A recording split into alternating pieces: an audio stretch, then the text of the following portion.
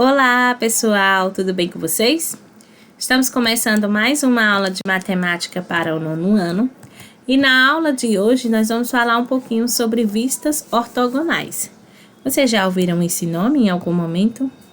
Bom, a gente hoje vai conseguir entender aí o que são vistas ortogonais e compreender elas e suas aplicações, certo? Bom, quando a gente fala em vistas ortogonais, surge aí uma questão bem interessante para a gente.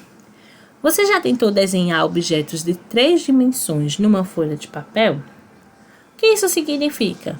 Desenhar objetos que tenham largura, altura e profundidade. E aí, vocês já conseguiram trazer essa ideia de profundidade em um desenho, em uma folha de papel? De perceber se um objeto está perto ou longe através de um desenho, né?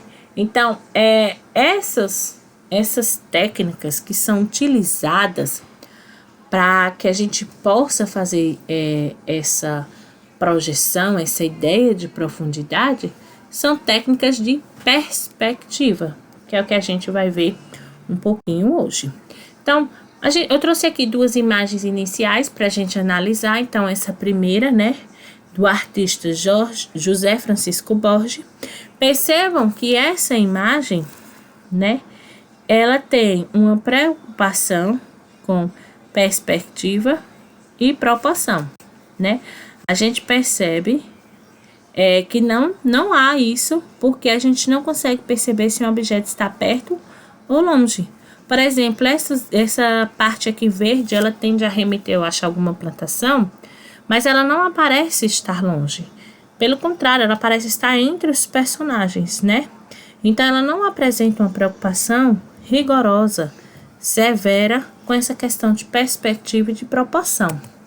Diferente dessa imagem aqui, do artista paulista Cândido Portinari, né? Que é o mestiço. A gente consegue perceber, sim, que ela tem uma preocupação com essa técnica de perspectiva. Ela traz aí uma ideia de profundidade. Como é que a gente pode perceber isso? Pela cerca aqui do cafezal. Observe, ó, que ela vai diminuindo à medida que está distante, né? Então, a gente traz essa ideia de perspectiva. O tamanho da casa em relação ao homem. Isso mostra a indicação de que o homem está mais perto e a casa mais longe. Essas pedras aqui, ó, também, ó, vejam que a distância delas interferem no tamanho. Então, aqui nós temos a utilização, né, de uma perspectiva. Bom, e aí eu trouxe hoje, para a aula de hoje, um tipo de perspectiva, que é o que a gente chama de perspectiva com ponto de fuga.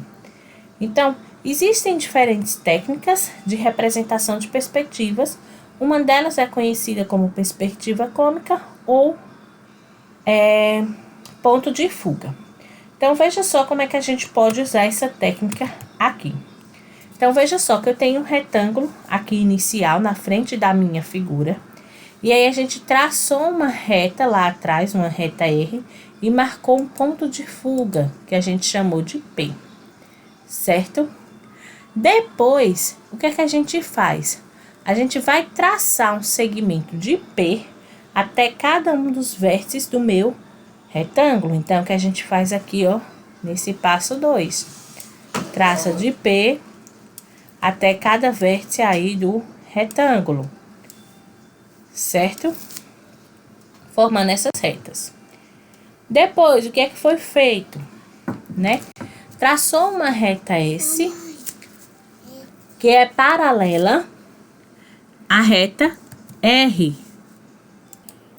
Então, após traçar essa reta S, que é paralela à reta R, a gente constrói aqui nela esses dois pontos, ó, E e F, que são pontos que coincidem com o encontro dessas retas aqui, ó, que eu tinha traçado anteriormente e que encontram a parte de baixo do meu retângulo, ok?